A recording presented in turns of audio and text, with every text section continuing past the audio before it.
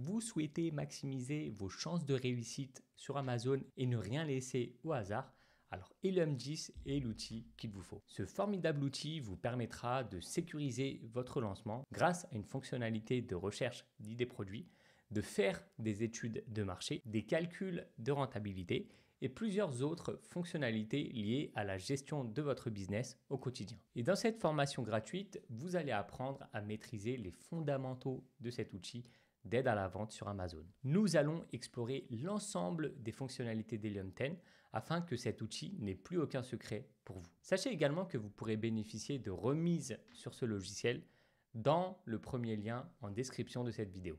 C'est parti et on se retrouve tout de suite derrière mon écran pour la démo d'Helium 10. Alors c'est parti, donc on va commencer par voir l'outil Blackbox. Donc l'outil Blackbox, c'est ce qui va vous permettre de faire une recherche produit sur Amazon, d'accord? Donc ici vous avez donc l'onglet Tools et ensuite donc vous cliquez sur tout simplement Blackbox. Voilà, donc on arrive ici sur l'interface de Blackbox. Donc ici, comme vous pouvez le voir, donc on va avoir différents filtres, d'accord? Donc je vais vous expliquer au fur et à mesure les différents filtres dont on va avoir besoin. Donc finalement l'idée ça va être donc de renseigner les différents filtres et ensuite une fois qu'on a fait ça, donc on va pouvoir lancer notre recherche de produits. Donc le premier filtre qu'on va avoir, ça va être la marketplace, finalement la place de marché sur laquelle vous souhaitez vendre. Donc ici on va sélectionner donc forcément la France, d'accord? Ensuite, donc pour la catégorie. Alors ici on va partir sur un exemple de catégorie qui est bien à faire sur Amazon, c'est la catégorie animalerie par exemple. Donc je clique sur cette catégorie, ok. Après, bien sûr, il y a aussi d'autres catégories intéressantes, hein. Là, j'ai pris vraiment celle-ci pour l'exemple, parce que voilà, c'est un domaine où il y a pas mal de demandes au niveau des accessoires, au niveau de toutes sortes de produits. Donc les gens aussi, les propriétaires d'animaux sont souvent passionnés, donc ils sont prêts à investir pour, pour le bien-être de leurs animaux. Et aussi, c'est un domaine où on va pas forcément avoir beaucoup de normes, donc c'est des produits qui vont être plutôt simples à lancer. Voilà. Donc on choisit donc cette catégorie, d'accord. Ensuite, par rapport donc ici au review count. Donc ça finalement ici, ce critère, c'est le nombre d'avis clients des produits concurrents. Alors à quoi sert cet indicateur? Donc cet indicateur, il va tout simplement nous servir à définir en fait le nombre maximum d'avis qu'on souhaite pour un produit donné. Alors, imaginons qu'en fait on ait un produit avec beaucoup d'avis, d'accord? Par exemple, un casque Bluetooth, imagine. Et que ce casque Bluetooth ait plus de 5000 avis. Donc ici, c'est compliqué parce que si ce produit a plus de 5000 avis, vous imaginez bien que ce produit-là, il a une certaine preuve sociale, d'accord? Donc le vendeur est implanté depuis longtemps pour avoir autant d'avis. Et donc forcément, ça va être un marché où nous, en tant que jeunes vendeurs, ça va être plus difficile de faire sa place. Donc ici, moi, ce que je veux trouver, en fait, c'est un produit qui se vend bien, malgré qu'il n'ait pas beaucoup d'avis clients. Donc, c'est potentiellement quelqu'un qui, comme nous, lance son tout nouveau produit et fait pas mal de ventes, malgré qu'il ait peu d'avis. Donc là, c'est un indicateur que ce produit-là peut être intéressant à lancer. Car si l'utilisateur n'a pas beaucoup d'avis, ça signifie que moi aussi, je vais potentiellement pouvoir me positionner sur ce marché. D'accord? Donc, c'est pour ça que c'est un indicateur important. Et ici, moi, ce que je suggère de mettre, pardon, ça va être, disons, sans avis. Voilà. Sachant que sans avis, ça peut paraître beaucoup comme ça, mais sur Amazon, ça va très vite. D'accord? Quand vous commencez à faire des ventes, on va pouvoir mettre en fait des actions en place pour récolter des avis. D'accord? régulièrement. Et donc petit à petit comme ça, donc on va gagner de plus en plus d'avis. Ok. Et donc sans avis, en fait, c'est raisonnable parce que c'est quelque chose qu'on peut atteindre assez rapidement en tant que vendeur. Donc si une personne vend avec sans avis, c'est que voilà, c'est potentiellement un produit qui est à creuser pour nous, d'accord, en termes d'opportunité. Voilà. Les autres critères, en fait, ici, sont pas forcément intéressants, mais je peux quand même vous les expliquer, passer dessus rapidement. Donc, le review rating ici, c'est le nombre d'étoiles euh, qu'a le produit. Donc, moi, je trouve pas forcément que ce soit intéressant de renseigner ça. Le best seller rank, ça, c'est une notion importante, mais ici, moi, je vais pas forcément le remplir en tant que filtre. Mais pour vous expliquer la mécanique de vente sur Amazon par rapport à leur moteur de, de recherche et de mise en avant, en fait, il va se baser sur le best-seller rank. En fait, finalement, c'est juste le classement interne d'Amazon sur un produit pour dire si ce produit se vend bien ou pas. Sachant que plus un produit se vend bien, plus son BSR va être bas. D'accord. Et plus un produit se vend mal, son BSR va être très élevé. Donc après, ce qu'il faut savoir, c'est que le BSR est spécifique à une catégorie. J'ai choisi la catégorie animalerie. Le BSR, il sera en fonction de cette catégorie. D'accord. Donc, imaginons qu'on ait un produit pour animaux, par exemple un collier pour chien avec un BSR à 10 000. Bah, ça indique que ce produit, comparé à un autre produit qui a un BSR de 500 par exemple, donc le BSR de 500, il est beaucoup plus bas que celui à 10 000. Donc c'est un indicateur pour Amazon que ce produit se vend bien. Voilà. Donc au fur et à mesure des ventes, Amazon, en fait, si vous voulez, au début, quand on lance son produit, donc Amazon va le mettre en avant auprès d'un maximum d'utilisateurs pour tester le produit, voir comment réagissent les clients. Et donc, plus ce produit, les clients seront intéressés par celui-ci et vont le commander, et plus ensuite votre BSR va diminuer. D'accord. Donc voilà, ça c'est pour l'explication de la mécanique de BSR. Par contre, ici, dans le cadre de la recherche produit, pour moi, c'est pas nécessaire de le renseigner. D'accord. Ensuite, ici, donc, on a des notions par rapport à l'expédition du produit, donc notamment le poids. Donc moi, je trouve pas que ça soit forcément intéressant de le renseigner, mais bon, on peut quand même mettre certains critères si on le souhaite. Par exemple, le fait, imagine qu'on ne souhaite pas des produits oversize, c'est-à-dire des produits surdimensionnés, pour éviter les frais de port excessifs. Ou alors, on peut carrément avoir une stratégie de partir sur des produits surdimensionnés. Parce qu'on sait que les produits surdimensionnés, bah, la concurrence, elle est moindre dessus. D'accord. Donc personnellement, moi, pour simplifier en fait les besoins de cette formation, je ne vais pas mettre je vais pas sélectionner de taille. Ensuite, on a donc le critère du poids. Donc là, c'est en livres, d'accord. Donc si vous avez un poids en kilos, il faudra bien veiller à le convertir avant de le mettre ici. Ensuite, on a le type d'expédition, fulfillment. Donc ici, on peut sélectionner que ça soit le type euh, soit envoyé soit donc c'est un produit vendu par Amazon, ou alors on a le produit FBA, donc fulfilled by Amazon, expédié par Amazon, ou alors expédié par le marchand lui-même. D'accord. Donc là aussi, moi personnellement, je sélectionne pas forcément ce critère-là. Ensuite, on a d'autres critères. Donc là, par rapport au nombre d'images, par rapport au nombre de variations qui ne nous intéressent pas forcément. Ensuite, ici, on peut saisir des informations par rapport aux concurrents, donc les competitors, donc le nombre de vendeurs en l'occurrence. Voilà. Donc moi, ça ne va pas forcément m'intéresser, mais sachez que ce critère existe. Et ensuite, donc, on a d'autres critères. Donc, si on souhaite, par exemple, inclure certaines marques ou exclure. Voilà. Ensuite, ici, ce qui va nous intéresser le plus, donc, c'est les critères liés à la vente du produit. Donc, le prix de vente, d'accord. Le prix de vente, c'est un critère très important. Sachez que sur Amazon, vous allez avoir pas mal de frais. Donc, c'est normal, c'est une plateforme qui, une fois que vous mettez en ligne votre produit, c'est automatisé, donc ça va vendre pour vous. Et donc, en échange, donc on va avoir différents frais, comme on a les frais d'expédition. Donc ça, vous les auriez eu dans tous les cas, les frais d'expédition au client. Après, on a aussi la commission Amazon. D'accord. Donc la commission Amazon, finalement, c'est, on pourrait le dire que c'est finalement le service qu'on paye pour qu'Amazon mette en avant nos produits. D'accord. En général, on va dire que la commission, elle correspond à 15% du prix de vente TTC de votre produit.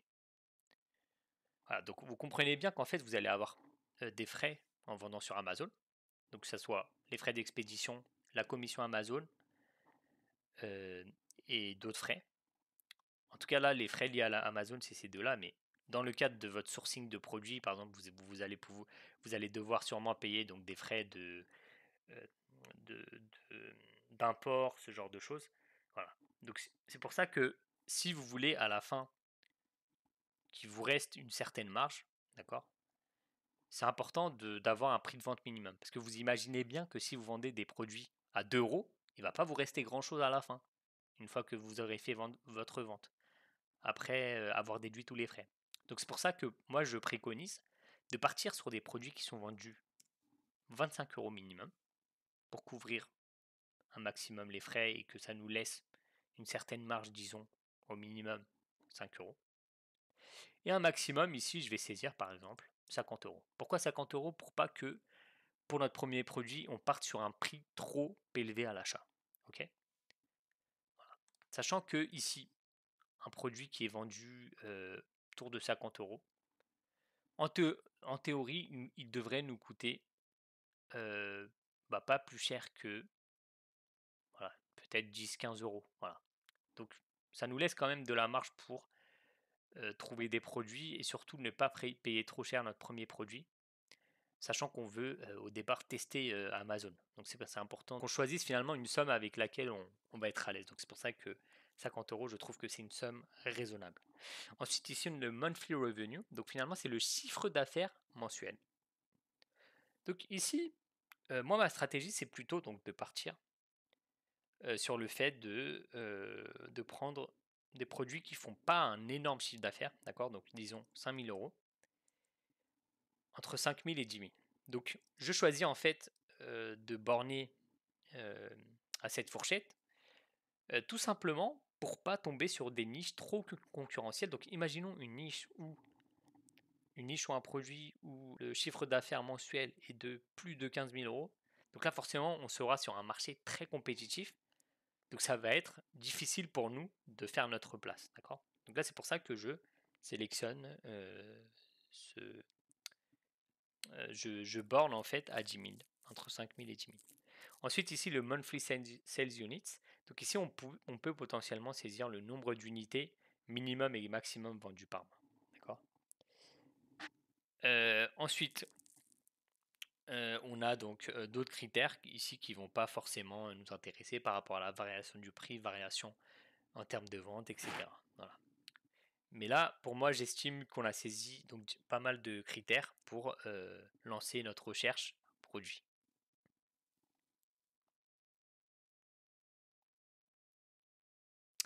Donc, les résultats apparaissent. Donc, on a différents produits donc, qui apparaissent dans ce tableau, donc proposés par Helium 10. D'accord. Alors, ici, donc, moi, ce que je propose, c'est qu'on trie les produits par potentiel de chiffre d'affaires. Voilà. Donc, potentiel du plus élevé au moins élevé. D'accord. Donc ici, par exemple, une des idées produits, c'est un distributeur de croquettes. D'accord. Donc là, on peut voir que ce distributeur de croquettes, son prix, il est de 45,99 €. Il en vend 207 par mois, le vendeur, et il fait un chiffre d'affaires de 9 519 €. D'accord. Donc c'est un très bon chiffre d'affaires, surtout que les reviews sont très bonnes. Donc voilà, donc je vois que ça peut être potentiellement une idée produit. Ok. Voilà, donc il faut creuser bien sûr. Après là, je vous montre vraiment les bases d'Helium 10 pour que vous compreniez en fait comment l'utiliser. Ensuite, plus tard, bien sûr, peut-être que j'envisagerai de faire une formation spécifique sur la recherche produit. Mais là, c'est vraiment pour vous expliquer les bases. C'est une introduction à Helium 10. D'accord. Donc ensuite, voilà, on a d'autres produits qui s'affichent. Donc par exemple ici, une piscine pour chiens, un collier anti-aboiement, etc. Donc vous avez donc tout un tas de produits qui s'affichent ici.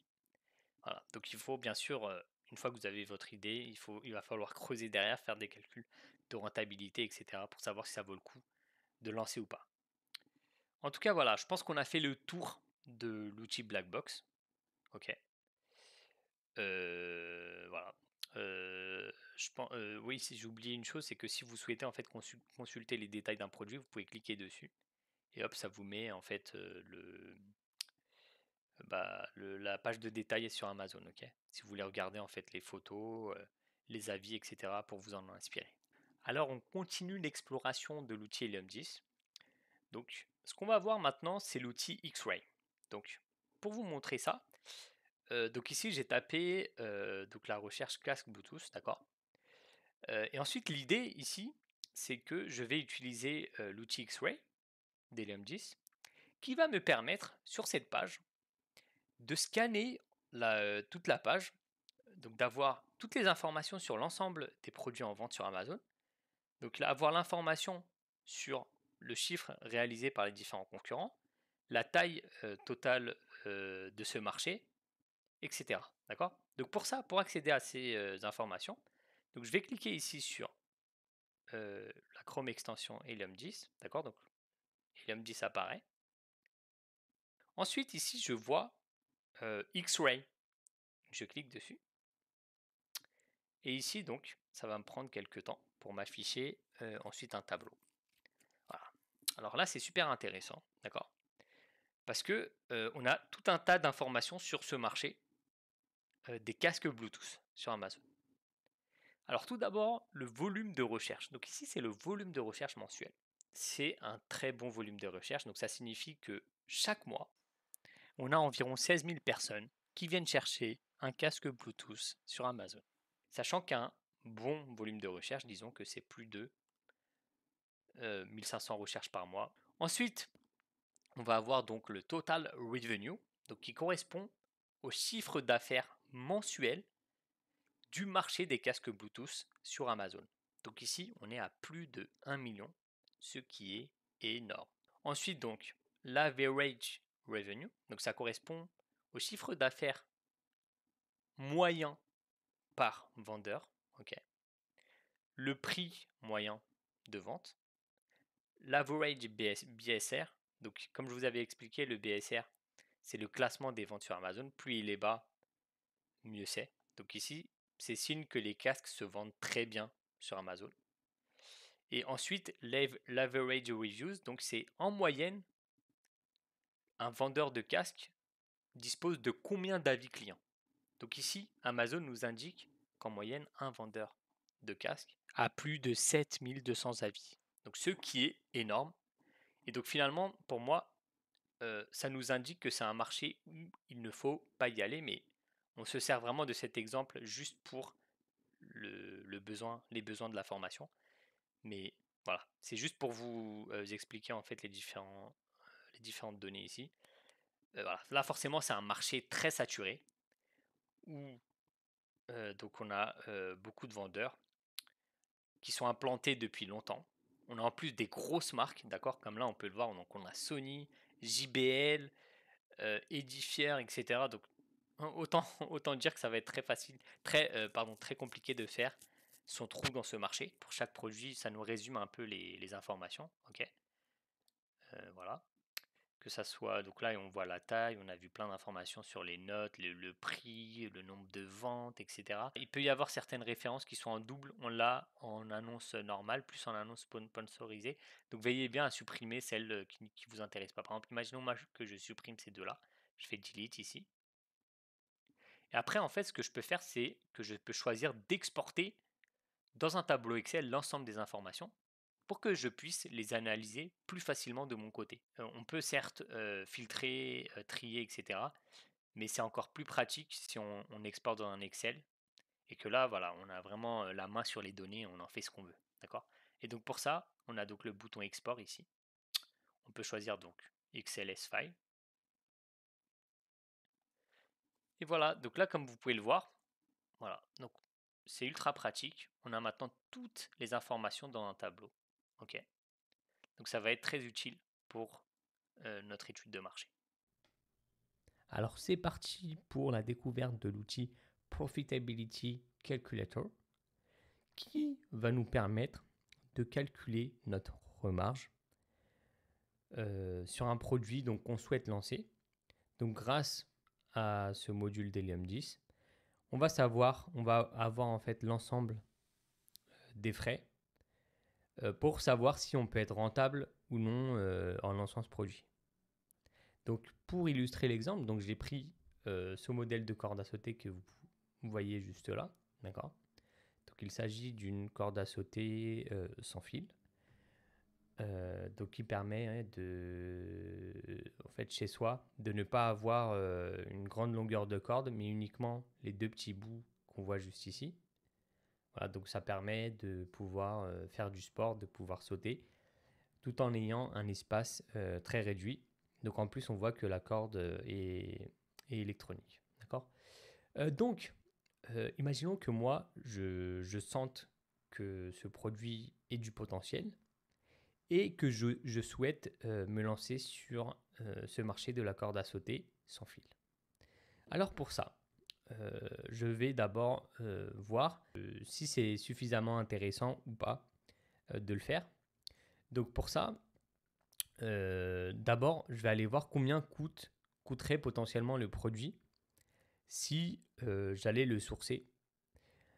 Alors, ce qu'il faut savoir pour ce genre de produit, donc plutôt électronique, en plus il y a du plastique, c'est que dans la grande majorité des cas, ce sera en Chine pour ce genre de produit. D'accord. Donc pour ça, je suis allé sur Alibaba, voir à peu près combien pourrait me coûter ce genre de produit. Et donc il en ressort que je peux l'avoir autour de 7 dollars à peu près. Donc ce qui fait à peu près 6,40 €, 7 dollars, donc en euros c'est ce que ça donne.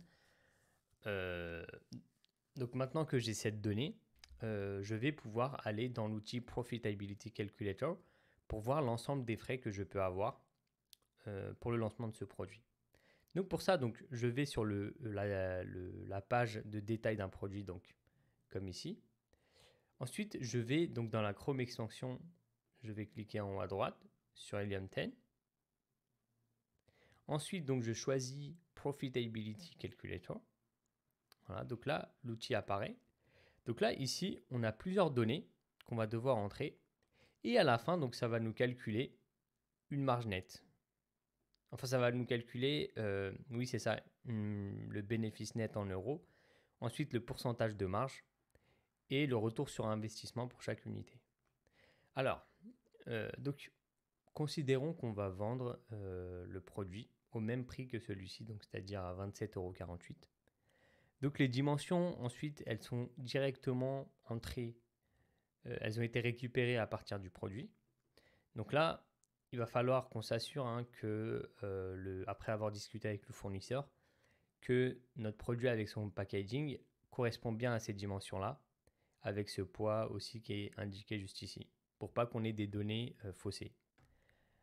Dans tous les cas, on va pouvoir mettre à jour ces données en fonction de ce que le fournisseur nous dit. Voilà.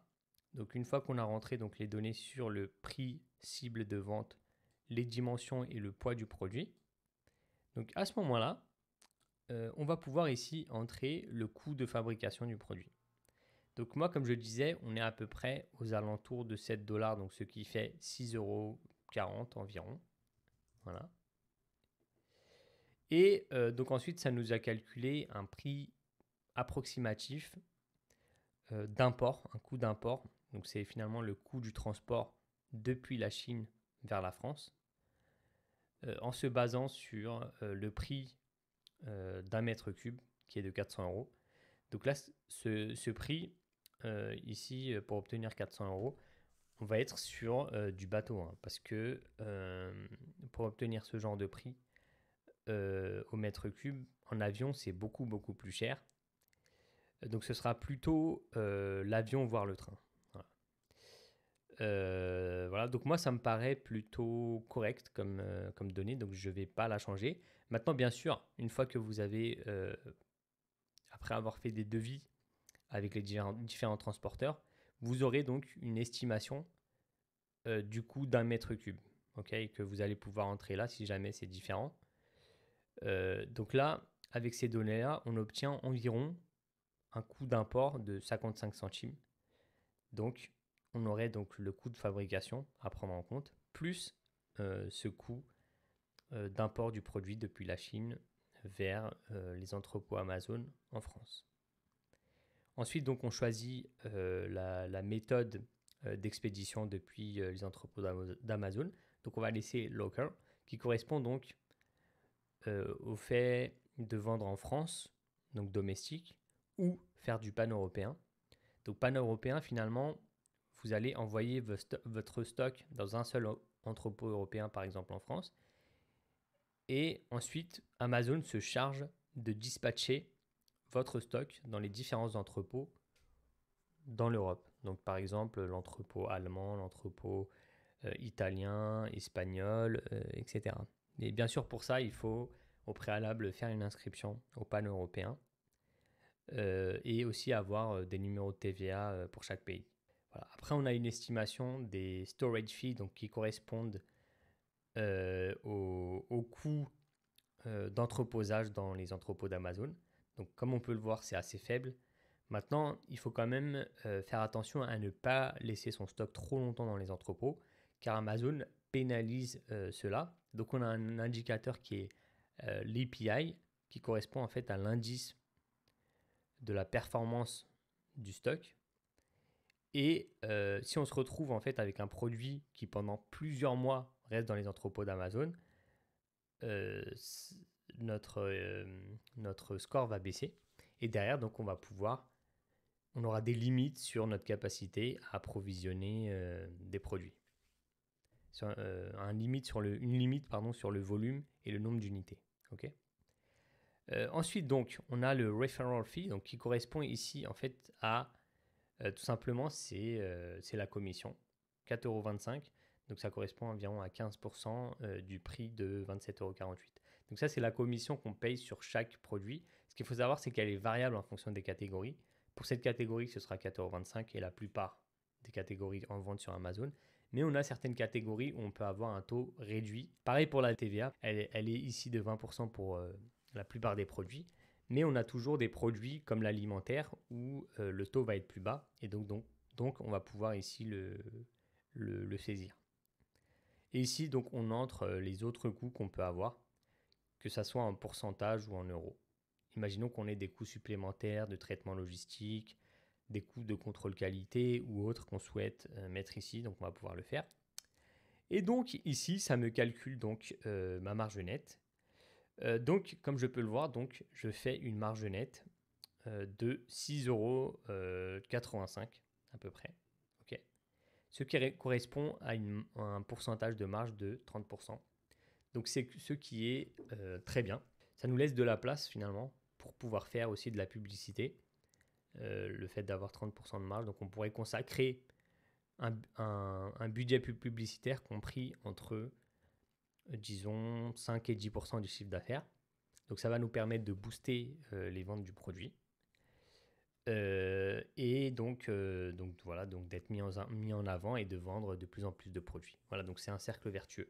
En tout cas, voilà, ça c'était pour la petite parenthèse sur le pourcentage de marge. En tout cas, vous avez compris comment marchait le Profitability Calculator, qui est donc un outil très intéressant pour pouvoir calculer la marge, pour sécuriser la marge avant le lancement de notre produit. Ah oui, et autre indicateur, le ROI par unité. Donc, c'est un indicateur qui peut être intéressant aussi à évaluer en fonction des cas. Mais ici, pour vous expliquer, donc ici on est à 98% de ROI, donc de retour sur investissement. Donc ça, c'est finalement combien en fait vous obtenez de marge par rapport au montant que vous avez investi. Donc, c'est-à-dire qu'ici, on obtient 6,85 € de marge en vendant ce produit. Alors qu'on a investi pour vendre ce produit, donc le coût de fabrication qui est de 6,40 € plus 55 centimes de coût d'import. Donc si on additionne 6,40 € plus 55 centimes, ce qui nous ramène à 6,95 €. Donc si on fait 6,85 sur 6,95 €, donc là on obtient notre retour sur investissement qui est d'environ 98%, donc ce qui est très bon. Alors c'est parti, donc là on va voir comment fonctionne l'outil Magnet pour pouvoir rechercher les mots-clés. Donc imaginons qu'on souhaite vendre notre casque Bluetooth. D'accord? Donc pour ça d'abord, on commence par sélectionner la marketplace sur laquelle on va vendre. Donc, on est toujours sur Amazon.fr.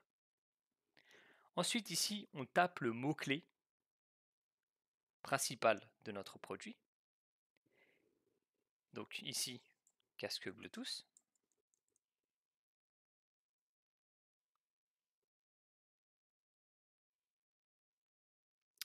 Et là, Amazon m'affiche l'ensemble des mots-clés qui sont liés de près ou de loin au mot-clé casque Bluetooth. Et comme on le voit, il y a un total de 4192 mots-clés. Ça nous laisse avec énormément d'idées sur les mots-clés à utiliser. Maintenant, forcément, dans le lot, il y a énormément de mots-clés, on ne va jamais pouvoir se positionner sur tout cela. Et surtout, il y a aussi des mots-clés qui ne sont pas pertinents. D'accord? Donc, il va falloir faire un tri, en fait, sur cette liste. Ok? Mais là, par exemple, il y a certaines choses, peut-être que ça ne me concerne pas du tout. Comme, je sais pas, casque Sonos, je sais pas ce que c'est. Enfin, moi, peut-être mon produit n'a rien à voir avec ça. D'accord? JBL 950 ANC, donc ça, faut voir ce que c'est exactement. Enfin, voilà, là, l'idée, c'est vraiment de faire le tri sur tous ces mots-clés. Ok? Donc, le premier tri qu'on va faire, c'est sur le volume de recherche. Ok? Donc là, ça correspond en fait au volume de recherche mensuel d'un mot-clé donné. Donc là, je vais trier par ordre décroissant. Donc, du mot-clé le plus recherché sur Amazon au moins recherché. Donc pour ça, je clique ici. Ok, donc là, ça nous a trié le tableau. Mais là, on peut le voir que le mot-clé le plus recherché, donc écouteur Bluetooth, sans fil, on est à 131 000 de recherche par mois, ce qui est énorme. Mais là, par contre, ça ne correspond pas forcément à notre produit parce que nous, on est sur un casque, d'accord? Donc, en se positionnant sur le mot écouteur, ça peut marcher.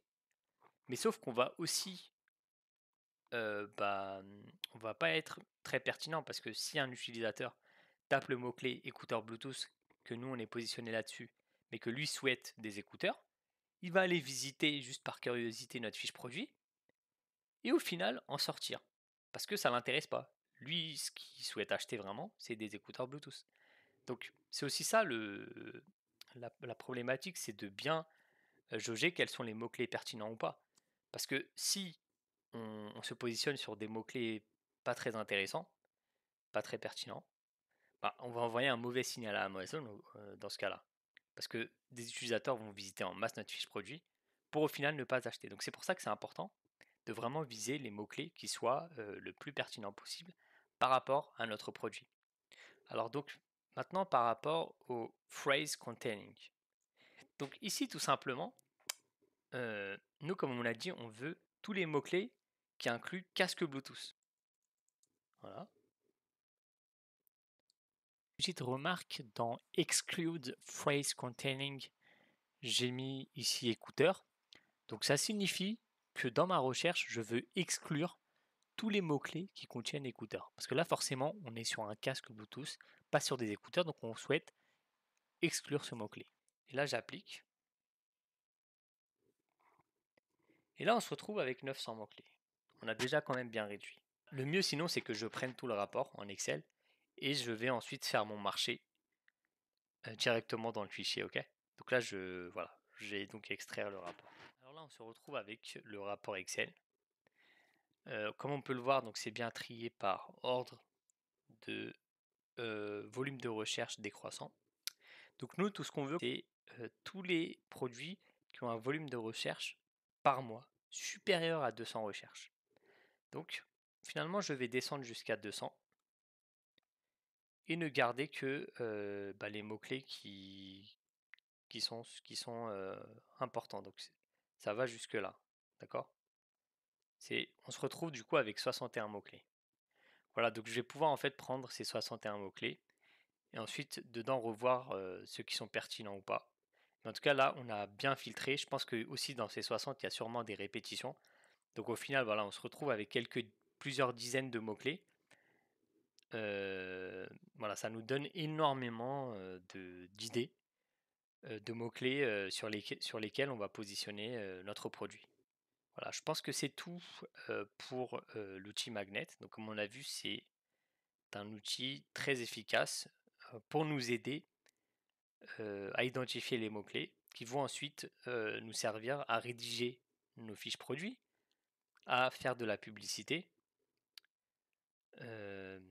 et aussi tout simplement à connaître son marché de manière plus approfondie. Alors c'est parti maintenant pour la découverte de l'outil Cerebro. Alors Cerebro, à quoi ça sert? Alors c'est un outil qui va permettre, à partir d'une fiche produit, de pouvoir extraire tous les potentiels mots-clés que le concurrent utilise et que nous aussi, de notre côté, donc on va pouvoir exploiter lors de la rédaction de notre fiche produit et aussi pour la publicité. Donc pouvoir cibler les mots-clés les plus pertinents. Pour cet exemple, on va prendre le marché des cordes à sauter. Donc imaginons que je souhaite pénétrer ce marché en lançant un nouveau modèle de corde à sauter, après avoir bien entendu identifié la différenciation que mon produit va avoir par rapport au reste de la concurrence. Donc ensuite, une fois que je décide de créer mon annonce, je vais donc à ce moment-là devoir identifier les mots-clés à mettre. Pour ça, ce que j'ai fait, c'est que j'ai tapé dans la barre de recherche en haut corde à sauter. Voilà. Et après, donc dans la liste des résultats, je vais uniquement ici prendre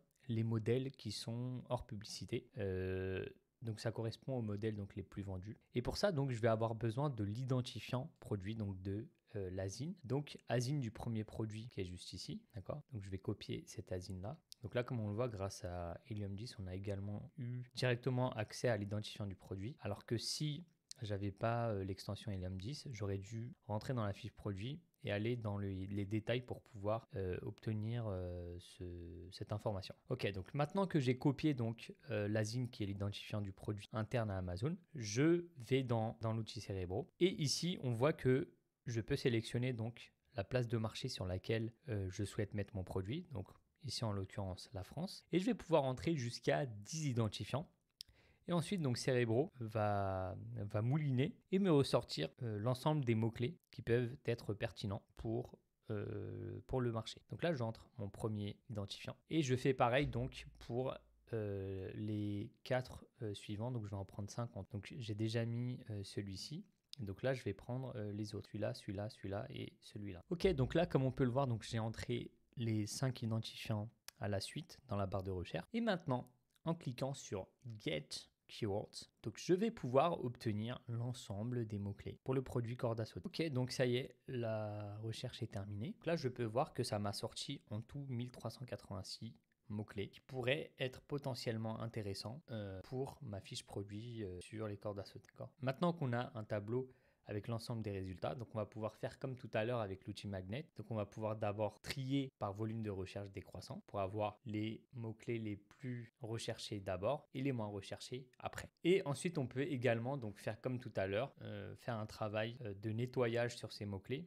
On va éliminer les moins pertinents. Et donc pour ça, pour aller plus vite, donc parce que ici, je remarque qu'il y a des mots-clés qui n'ont pas forcément un lien avec le produit, comme ce deuxième mot-clé ici, corde, ça ne correspond pas vraiment à la corde à sauter, donc on va pouvoir supprimer ce mot-clé. Maison aussi, c'est pas très utile. Cerceau fitness, box, pas assez précis. Dans un premier temps, on va vraiment se concentrer sur les mots-clés liés à corde à sauter. Et pour cela, donc comme on avait fait avec l'outil Magnet auparavant, on va pouvoir remonter ici et filtrer donc de manière plus fine et ne prendre que les mots-clés qui contiennent corde à sauter. On a donc ici en haut à gauche le filtre Phrases Containing. Donc là, si je tape ici corde à sauter, ça va filtrer les mots-clés et ça ne va garder que les mots-clés qui contiennent le mot-clé corde à sauter. Donc bien sûr, soit ça va être le mot-clé corde à sauter, ça correspond à ça, ça va retourner ce résultat, mais ça peut aussi retourner n'importe quel autre mot-clé tant qu'il contient corde à sauter dedans. Donc par exemple, corde à sauter pour boxeur, ça sortira. Corde à sauter pour enfant, ça pourra sortir également. Comme on a vu tout à l'heure, donc on était vraiment trop large au niveau des mots-clés.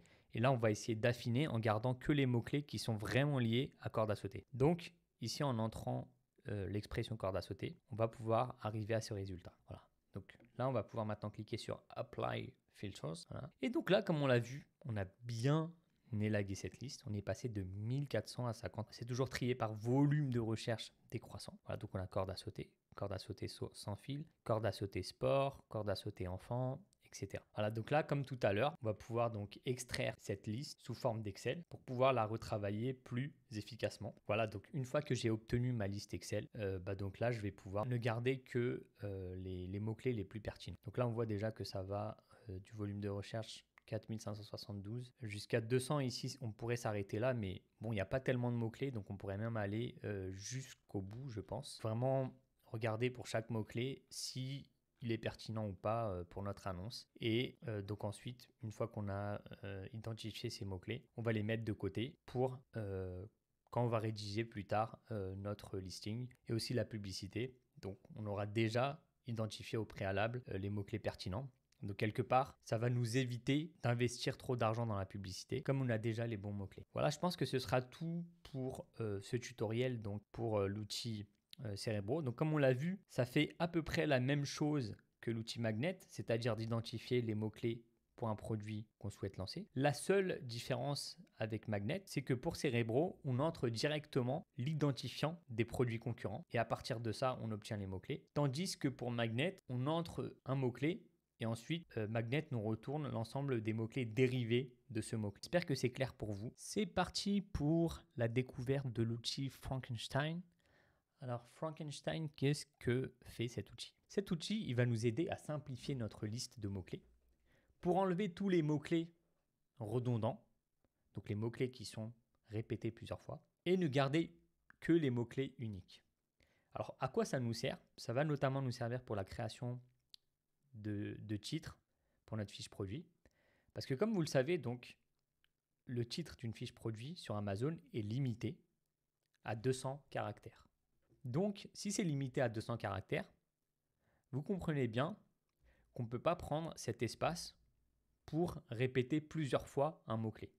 On se doit d'éviter les répétitions de mots-clés et de cibler un maximum de mots-clés différents pour que lorsqu'un utilisateur fasse sa recherche, il ait un maximum de chances de tomber sur notre produit à travers différents mots-clés.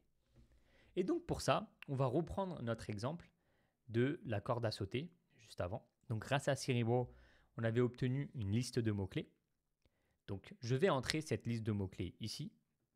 Là, comme vous pouvez le voir, j'obtiens différents mots-clés liés à la corde à sauter. Et donc comme on peut le voir ici, plusieurs fois on a la répétition du mot-clé corde à sauter. Donc imaginons qu'on souhaite mettre tel quel les mots-clés dans son titre. Donc là, ça ne va pas le faire parce que on va vite atteindre la limite des 200 caractères pour son titre sur Amazon. D'accord? Donc il faut qu'on fasse ça intelligemment. Donc plutôt que mettre corde à sauter, virgule corde à sauter sans fil, virgule encore le mot-clé corde à sauter. Ici, Frankenstein va nous aider à éliminer les doublons de mots-clés. Donc par exemple, s'il voit corde à sauter, il va garder uniquement une occurrence du mot-clé corde à sauter. Et ensuite, donc, il va nous mettre les autres mots-clés trouvés. Donc comme ça va nous aider à faire un titre qui contienne un maximum de mots-clés. D'accord? Donc là, dans cet exemple, donc, j'ai entré donc, les différents mots-clés que j'avais trouvés juste avant. Et donc maintenant, ce que je fais, c'est que je descends un peu. Alors là, je vous explique un petit peu les différents paramètres qu'on a ici. Donc Output Settings. Donc ici, c'est tous les réglages de sortie. Donc lors du traitement que va effectuer Frankenstein sur nos mots-clés. Donc on a le Remove Duplicates. Donc ça va nous aider donc à enlever les doublons. C'est un critère qui va nous être utile ici. Le convert to lowercase, ça c'est un réglage par défaut, hein, donc c'est tout simplement pour mettre tout en minuscule. D'accord? Et là, c'est un réglage par défaut aussi, le fait d'enlever les caractères spéciaux. Mais nous, ce qui nous importe vraiment, c'est d'enlever les doublons. D'accord? Donc là, ici, comme c'est par défaut, avec ces deux cases cochées, ça va largement nous suffire. Donc là, ça voudra dire que dans le résultat, on aura des espaces entre chaque mot-clé. D'accord? Et si on change cela, par exemple, on met one word phrase per line, donc ça voudrait dire que chaque mot-clé sera séparé par une ligne. Nous, on peut laisser add only spaces. Et ensuite, une fois qu'on a réglé donc ces paramètres, on clique sur process. Là, ça lance le traitement et on obtient donc le résultat. Donc là, comme on l'a vu, il a gardé qu'une seule fois le mot-clé corde à sauter pour éviter les répétitions. Ensuite, on a les autres mots-clés qu'on peut insérer donc à côté de corde à sauter. Voilà. On va pouvoir donc créer un titre à partir de ça. Donc par exemple, corde à sauter adulte, virgule crossfit et fitness, virgule corde lourde pour le sport. Donc vous avez compris le principe de Frankenstein, c'est vraiment de simplifier notre liste de mots-clés pour ne garder que les répétitions uniques. Et ensuite, à partir de ça, donc on peut construire un titre qui soit le plus pertinent possible. Alors il y a une autre fonctionnalité qui est intéressante donc quand vous avez installé la Chrome extension sur votre navigateur, donc la Chrome extension Helium 10, c'est que vous allez aussi, lors de la navigation sur Amazon, avoir tout un tas d'informations qui apparaissent. D'accord? Donc là, par exemple, je suis toujours sur le domaine des casques Bluetooth. Donc là, quand je navigue, donc ici, je peux voir pour chaque produit un résumé. D'accord? Donc là, par exemple, ici, je vois que ce produit-là, il a tel identifiant. Ok? Donc c'est l'ASIN, donc l'identifiant interne d'Amazon. Ok? Ensuite, on a aussi le classement ici. Donc celui-ci, il est 54 dans la catégorie high-tech. Celui-ci 110, numéro 10, donc il se vend beaucoup mieux que celui-ci. Ça nous donne cette information-là. Ensuite, on a également les informations par rapport aux variations. Combien de variations pour ce produit-là? Combien de vendeurs sur cette fiche produit? Voilà, sachant que ici, on est sur des produits de grandes marques, hein, JBL. Donc forcément, on va avoir plusieurs vendeurs sur une même fiche produit. Mais quand vous lancez votre propre marque, imaginons vous que demain vous lanciez votre propre marque de casque, alors on ne pourra pas se partager votre listing. Vous serez tout seul dessus. Sachant que Amazon est très dur là-dessus, hein. Si vous êtes propriétaire d'une marque et vous n'autorisez pas d'autres marques à vendre vos produits, bah dans ce cas-là, il suffit d'envoyer un message à Amazon pour qu'il éjecte automatiquement les gens qui squattent votre annonce. D'accord? Voilà. Donc ensuite, on a aussi l'information sur les types d'expédition. Donc ici, FBA, ça signifie que ce produit-là est expédié par Amazon. Voilà. Donc ça, ce qui est très pratique, c'est qu'on a d'un coup d'œil ici cette information pour tous les produits. Ok? Après, si on veut aller aussi plus dans le détail pour un produit en particulier, donc on peut cliquer là-dessus, par exemple, sur ce produit-là. Et donc là, ce qui est intéressant, c'est que si je descends un petit peu plus bas, à ce niveau-là, là j'attends, ça charge un peu. Alors, donc ici, vous voyez que c'est ultra intéressant, donc ça m'a rajouté des données sur ce produit. Donc tout d'abord, ici je peux voir la tendance par rapport aux ventes, Sales Rank. Je peux voir s'il y a un changement de prix aussi, List Price. Donc là, ici, c'est sur une période de 30 jours, mais si je veux savoir, par exemple, sur l'année, tendance de vente du produit. Alors donc ça, si on analyse du coup la courbe en termes de vente ici, c'est celle qui est en bleu. Donc là, en fait, on voit que c'est une courbe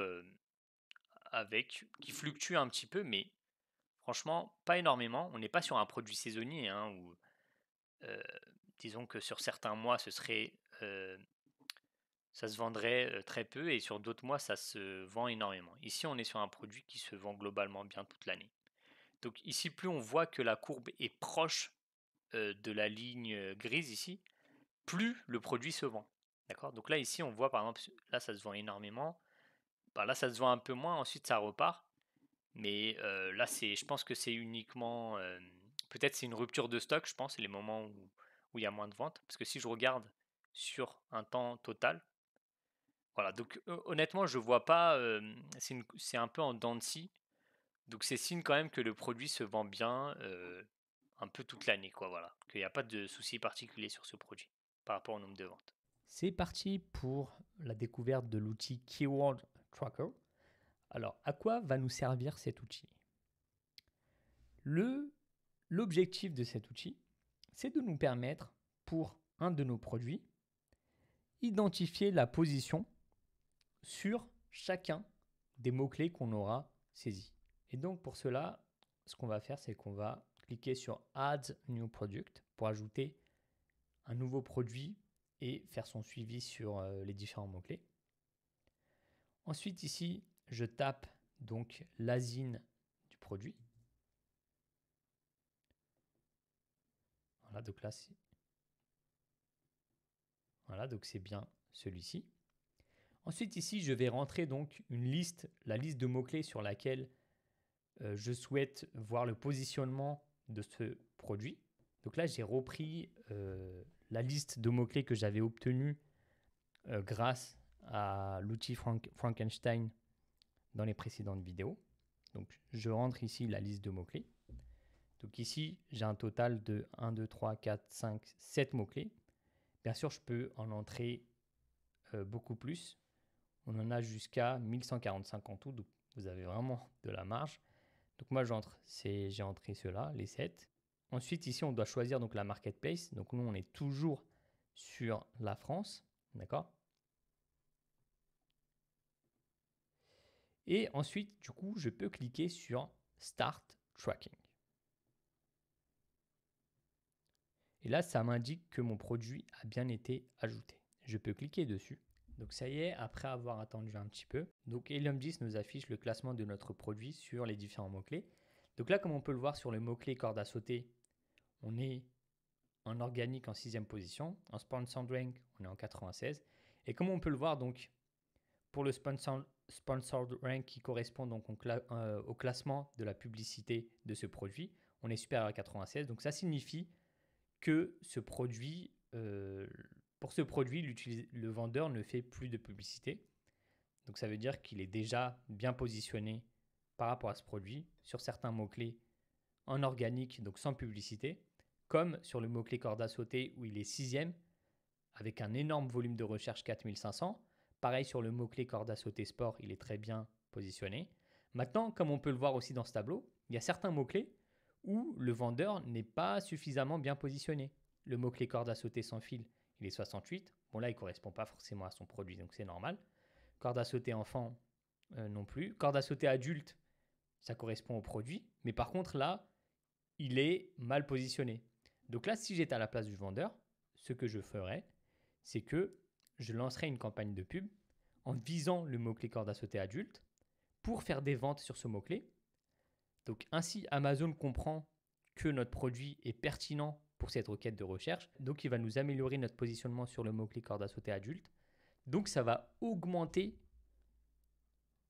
nos sources de trafic. Donc en plus de faire des ventes sur le mot-clé corde à sauter et le mot-clé corde à sauter sport, on en fera également sur le mot-clé corde à sauter adulte. D'accord? Donc idem pour le mot-clé corde à sauter CrossFit. Donc l'idée, c'est vraiment de pouvoir avoir l'ensemble des mots-clés, de pouvoir les suivre au jour le jour, voir les mots-clés sur lesquels il peut être intéressant d'investir un peu en publicité pour améliorer son ranking. Si un jour comme ça, vous avez un blocage, vous ne comprenez pas forcément pourquoi vous ne faites pas de vente, bah c'est peut-être que vous ne visez pas les bons mots-clés, les mots-clés avec suffisamment de volume. Peut-être que vous êtes positionné sur des mots-clés trop faibles. Voilà, donc cet outil, c'est vraiment un outil de monitoring qui permet de suivre son positionnement sur les mots-clés. Et ce qu'il faut savoir, c'est que si vous n'aviez pas cet outil Keyword Tracker, vous auriez été obligé d'aller dans Amazon Donc ça aurait été très chronophage. Peut-être chaque jour, venir taper le mot-clé corde à sauter dans la barre de recherche, regarder ensuite dans l'écran à quelle position vous vous situez. Voilà, donc je peux vous le montrer rapidement ce que ça donnerait. Donc je prends le mot-clé corde à sauter. Je vais donc sur Amazon taper corde à sauter. Et donc là, je regarde où est mon mot-clé. Donc il est donc je le vois ici. D'accord? Et donc ensuite, je fais pareil pour corde à sauter sans fil et ainsi de suite. Vous imaginez à quel point ça peut être chronophage? Alors qu'ici, avec Keyword Tracker, donc en un seul affichage dans un tableau donc ultra bien organisé, on a l'ensemble des mots-clés avec notre positionnement sur chacun d'entre eux. Donc c'est un énorme gain de temps et ça synthétise très bien l'information. Ce sera tout donc pour cette formation offerte sur l'outil Helium 10. Donc pour rappel, vous avez accès à des remises exceptionnelles sur le logiciel dans le premier lien en description. Et je vous dis donc à plus tard. Ciao.